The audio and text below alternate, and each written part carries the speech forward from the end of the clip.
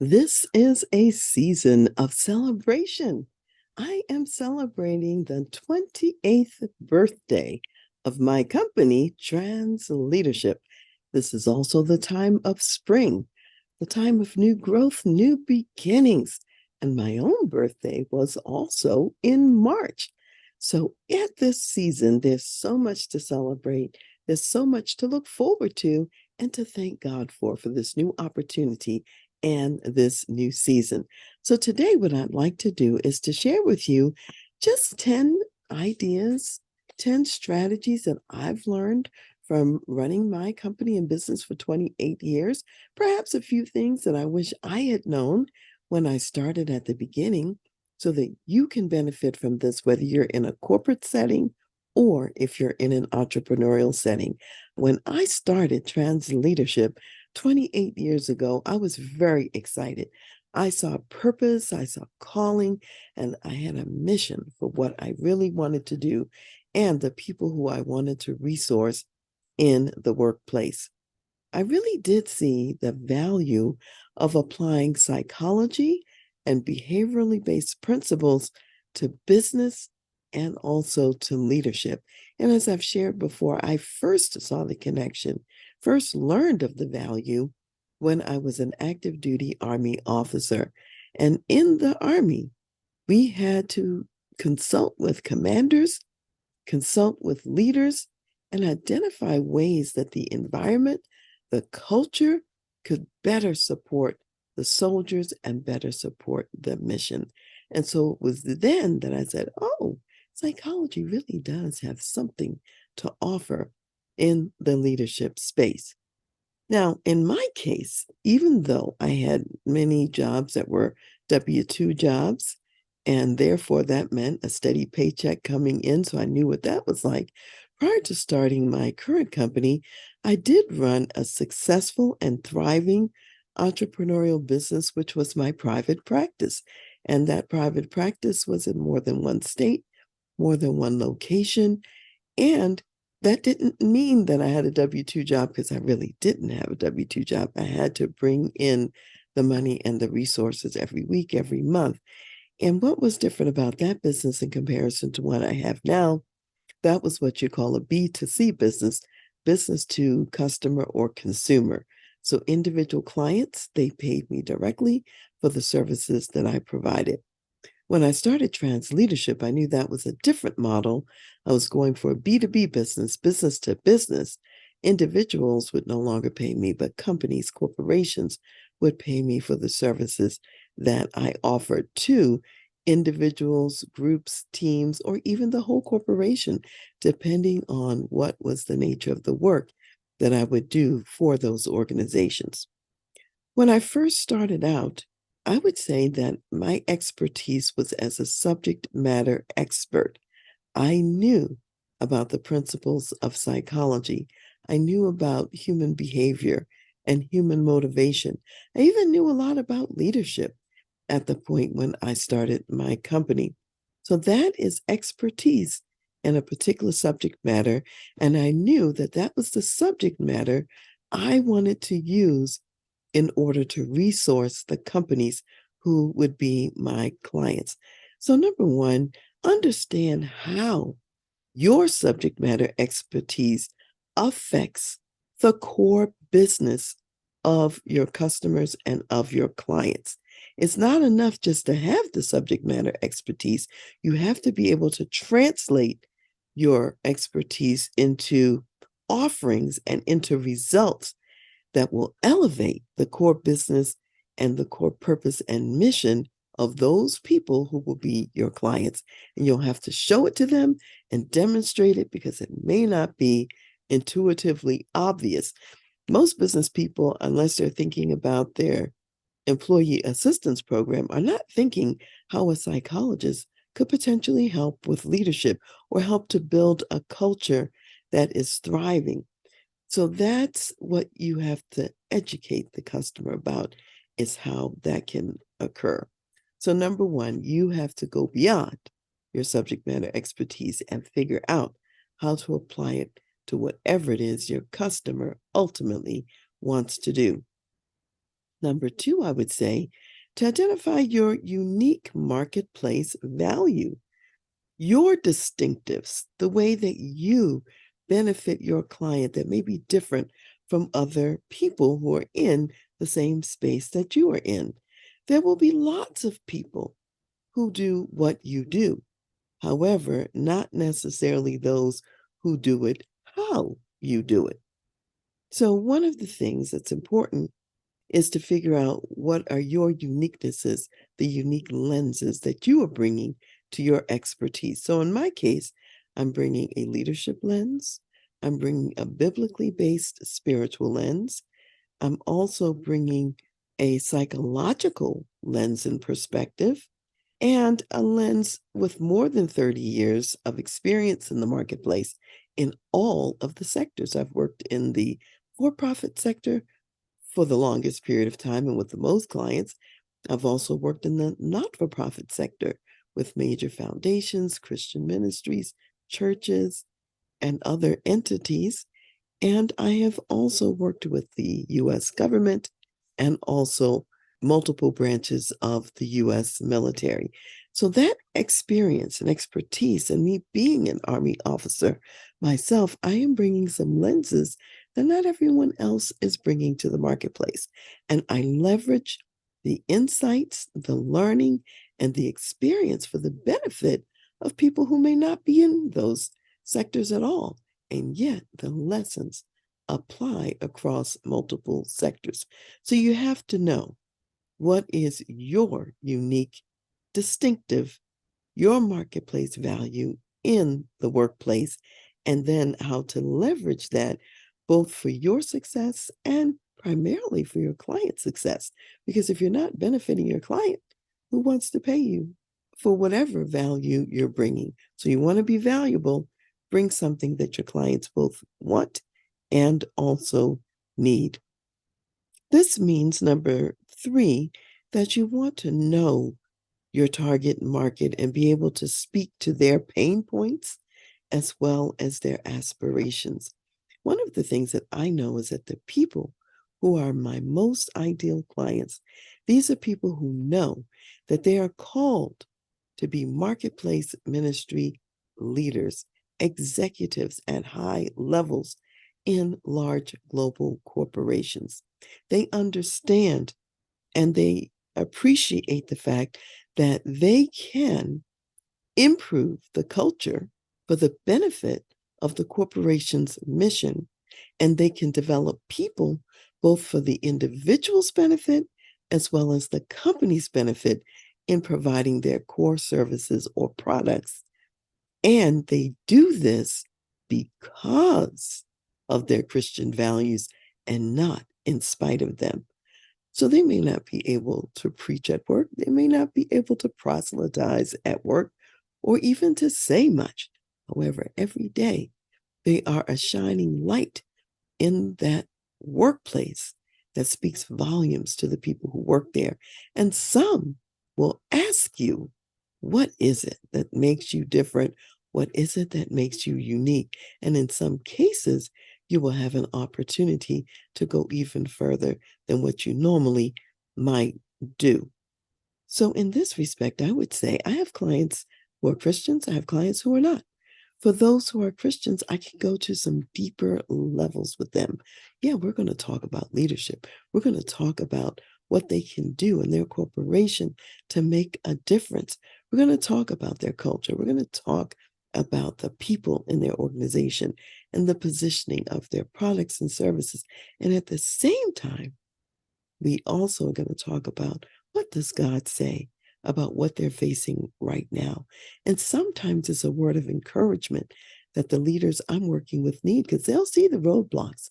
They see the barriers to being able to show up in the fullness of all that they are. And yet when we talk about it, I show them how God is there, prepared to strengthen and to resource them for whatever the mission is. And we also talk about the supernatural, spiritual, not only gifts that they have, but the ways that God resources them for what they have to do. And then they realize it's not as hard as it might look, because if God is for you, who can be against you? He will take you through the difficult times. He'll take you through the wilderness journeys that you might have to go through. So I think that that's an important point. I would also say that earlier in my career, had I discovered earlier both my points of uniqueness and distinction, and maybe understood even better the target markets that I was going after at earlier stages of my business, that I probably would also do less work that fell into the subcontracting bucket. When you are a subcontractor, you don't have the direct relationship with the client. And whenever their business downturns, whenever there are challenges, you're the first to go very often. Whereas when you have the direct relationship with the client, you are the one who helps and leads that client through the dark times, through the difficult times. You're the difference maker. And they trust you because their direct relationship is with you. So doing both of those would have helped me to do less subcontracting work, which is not as lucrative, even though you're doing the same work. Because in my case, it was my intellectual property, and it was mostly what I was bringing to the table to do the subcontracted work. So if I could do it under someone else's umbrella, I could also do it under my own. So if you're an entrepreneur out there, think about that. If you're working inside of a corporation, inside of an entity, it's fine that you are bringing your intellectual property and using the intellectual property of the organization that's already there to make a difference for your customers, because perhaps the corporation's reach is beyond what you would want to create yourself in an entrepreneurial business. And that's fine. That's okay. So feel free to lend your skills and abilities to the corporation, and you will also benefit as well. Number 4, I would say I would invest even more time early on learning about sales and marketing. At this point, not only am I learning about the core craft of my subject matter expertise, I make sure that I'm learning about business, and particularly sales and marketing. No matter what business you're in, the core of it is sales and marketing. So if you're in a larger corporation, you may not be the one who's doing the front end marketing, the front end sales. However, when you meet with a customer, and anytime you're meeting with a client or customer of your business, you want to understand how the offerings of your corporation will help the clients that are in your target market.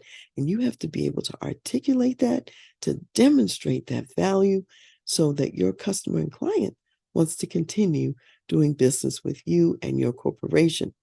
If you are an entrepreneurial leader, then you may have a lot of front end marketing and or sales work that you do, even if you have a sales and marketing team. And so it's important that you understand what it means to be in front of your customer and to articulate how you are value added for them. What is the difference you're bringing? What's the difference you're going to make? So inside the corporation, understand the positioning that your sales and marketing professionals are putting in place to attract and retain the best customers for your business. Which brings me to number 5, which is to speak the language of your target market. You need to know where the people are who are in your target market, how you can find them. And in some businesses, that's online in social media. Some people are looking for you through Google. They'll find your website, and that may be how they retain your services. In my industry, people are looking for me primarily through referrals, people they trust, people who they respect, who also know me. So it's important for me to be in the right networks, the right circles, where people who know me can be the trusted referral person to advise someone that they know. Say, oh, you're dealing with that issue. I know just the person who can help you. You need to call Dr. Karen. She's the one who can make a difference. And I recall many years ago, this happened with my company where someone was referred to me by someone else, and they didn't want to come to me for whatever reason. And everywhere they went for what they were looking for, everyone told them, you need to go talk to Dr. Karen. Till finally, one day I was in a hallway in a building doing something else not related to this entity, going up and down some stairs, ran into someone I knew who was walking with the person who had been referred to me multiple times. And that's how I met that individual. And we finally connected and finally did some business together.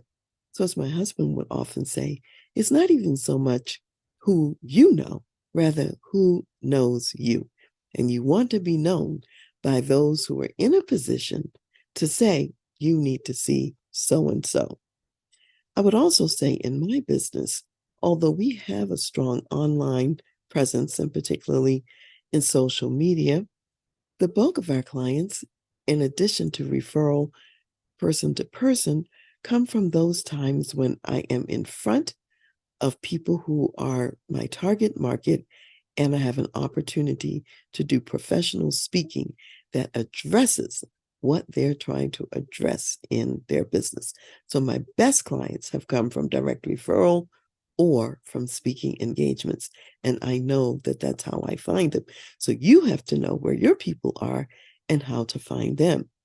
And if I think about social media channels, the one that's most relevant, since my target market are corporate executives and secular global companies, the majority of them will be on LinkedIn. That doesn't mean they're necessarily looking for me there. However, I can also be looking for them in the LinkedIn space. They're not typically looking for me on Instagram, even though I have a presence there. So again, you have to know where your people are located. Number 6, I would say you want to create repeatable systems for lead generation. In other words, for getting in front of those people who can benefit from your products and services. And when you're in front of them, you want to then inspire them to want to talk to you about how they can engage with you. So you don't want to be hit or miss. You want to have a repeatable system for making this take place.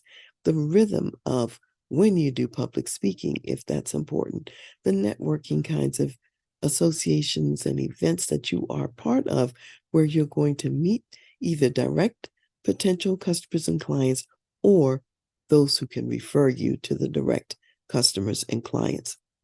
Likewise, you want to create, let's say, if your market's predominantly online, you may want to create some online offerings, some online experiences and events where you can meet people and where a certain percentage of those you meet will choose to work with you.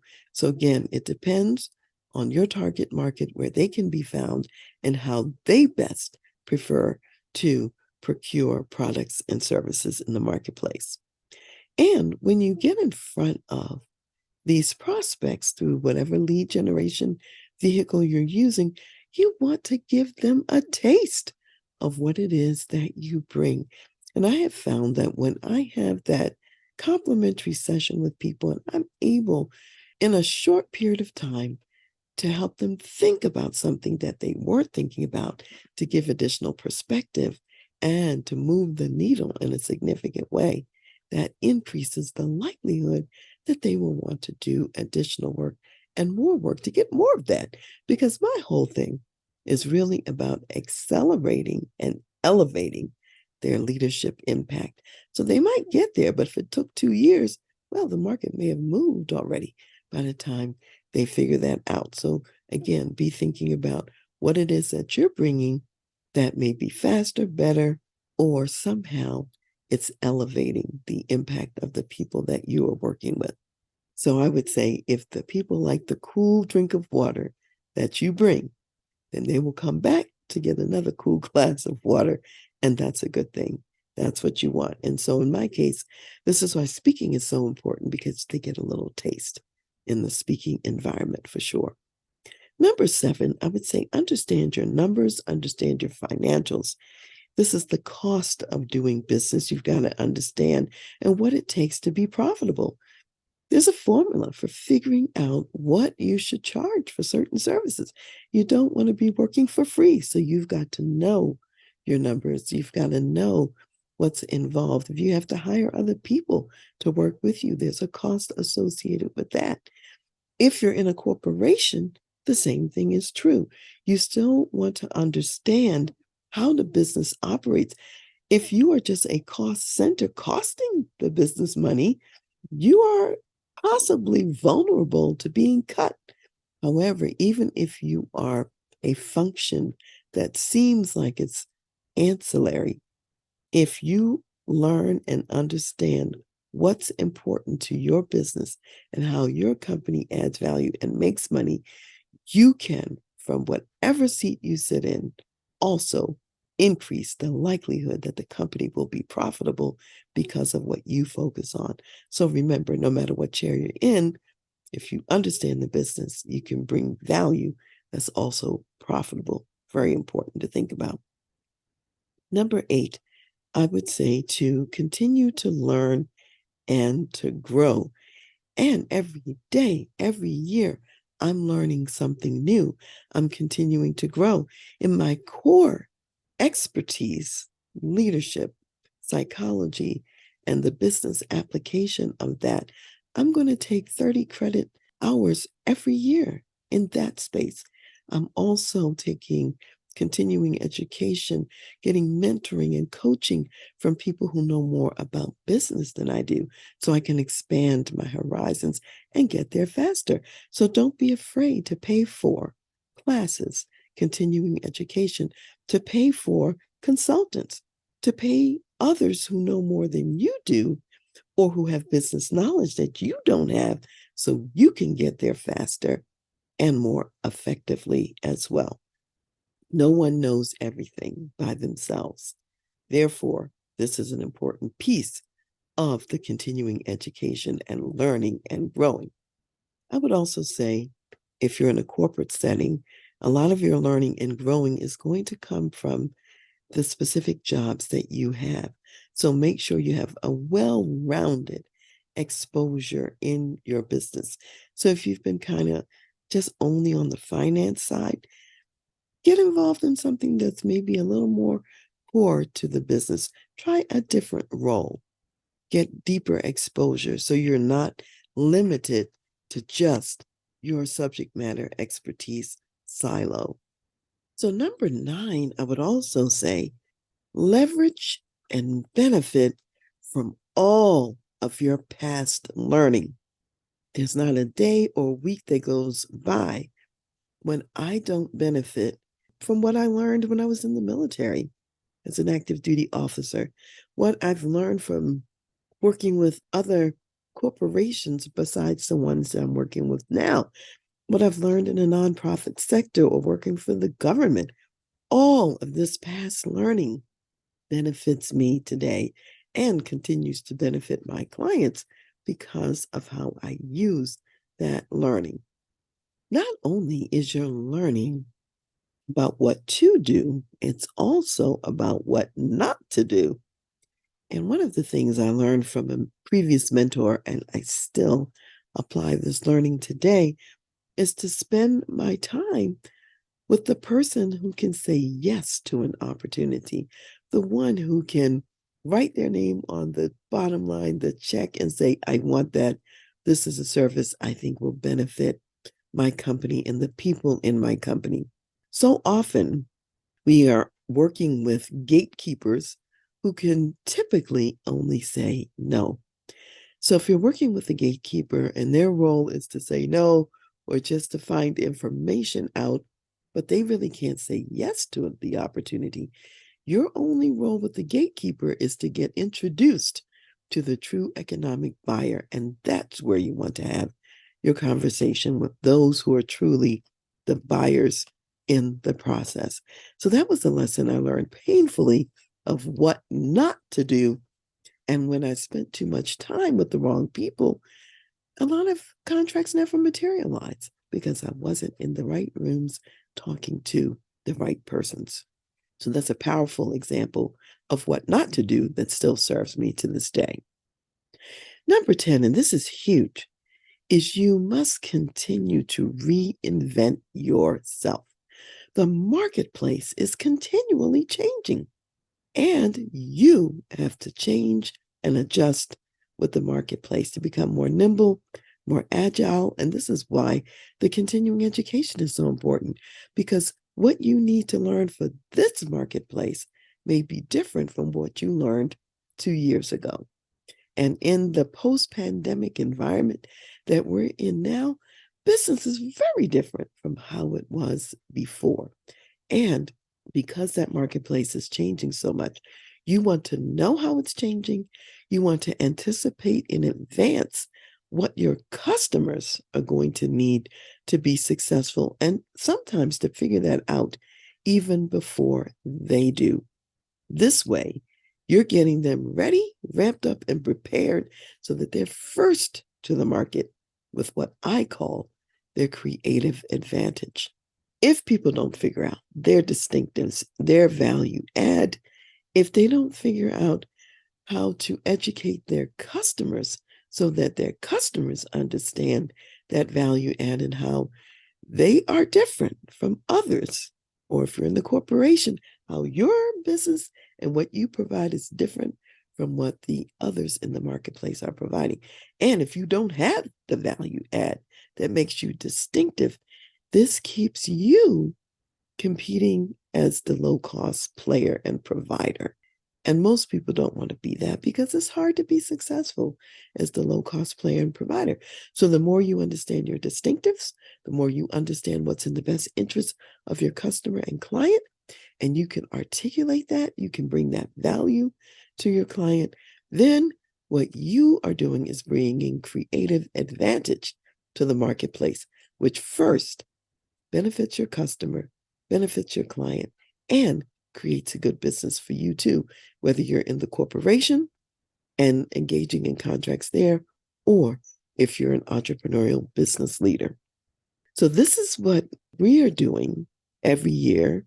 This is what we're doing constantly in our business, is paying attention to these 10 variables that I just shared with you. And at the beginning of the year, I mentioned that we are in the middle of a rebrand that relates to marketplace challenge and change, and it's an opportunity. And you'll start to see the effects of that rebranding in the new website that we're developing, and also other messages that will be out in social media and other places. So stay tuned. So I'll just review quickly those 10 items. Number 1, leverage your subject matter expertise for your clients' business success, for your company's business success, and particularly the core business that your corporation is involved in. Number 2, identify your own uniqueness in the marketplace.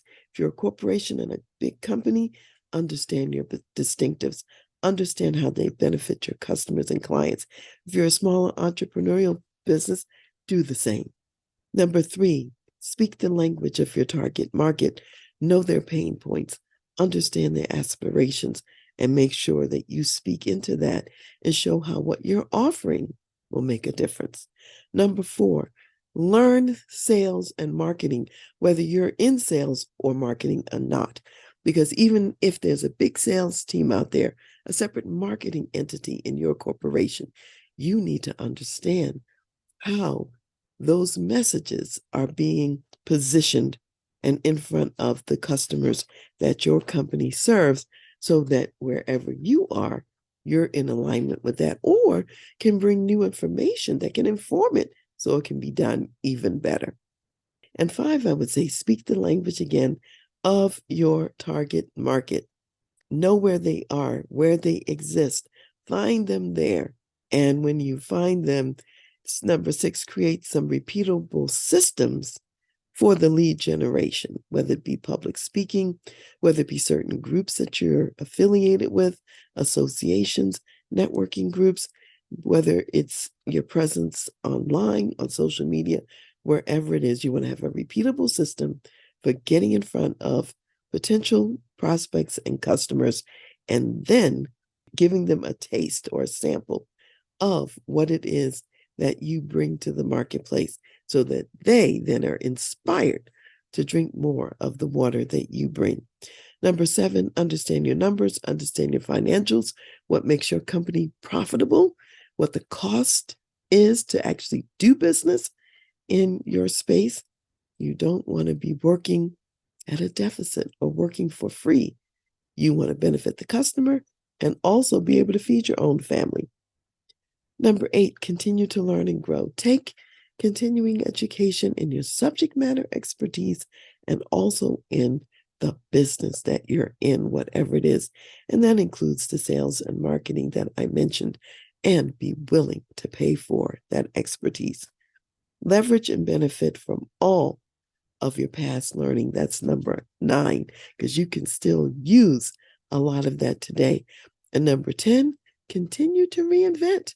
As the world changes, you need to change and to be ready for the opportunity that comes with whatever the current change is. So as we close today, I'm going to close with a verse that comes from Deuteronomy, the 8th chapter, starting with verse 18. And it says, "And you shall remember the Lord your God, for it is he who gives you power to get wealth, that he may establish his covenant, which he swore to your fathers as it is this day. Then it shall be, if you by any means forget the Lord your God and follow other gods and serve them and worship them, I testify against you this day that you shall surely perish. As the nations which the Lord destroys before you, so you shall perish, because you would not be obedient to the voice of the Lord your God." Now, this is God speaking to his people, the children of Israel, who he promised to bless if they were faithful to him. And God is still in the blessing business. He is still the one who gives us the power to get wealth. Does that mean that every person will be financially wealthy? No. However, you will be able to support your family. He will provide food, shelter, and clothing, just as he says in Matthew 6 and 30 to 33. He reminds us that as we focus on him and his purposes, that he will take care of the mundane things of food, shelter, and clothing. So we look back at Israel.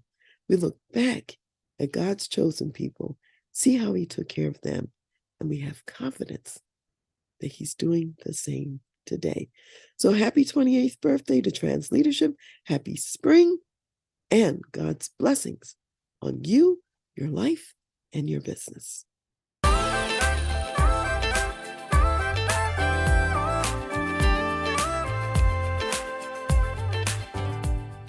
You've been listening to The Voice of Leadership with me, Dr. Karen Wilson Starks. And I want to give a special thanks to jazz saxophonist Ron McMillan for granting us permission to use his gifted music on our show. Thanks for listening, and remember to go to my website, transleadership.com, for more strategies, insights, and leadership resources.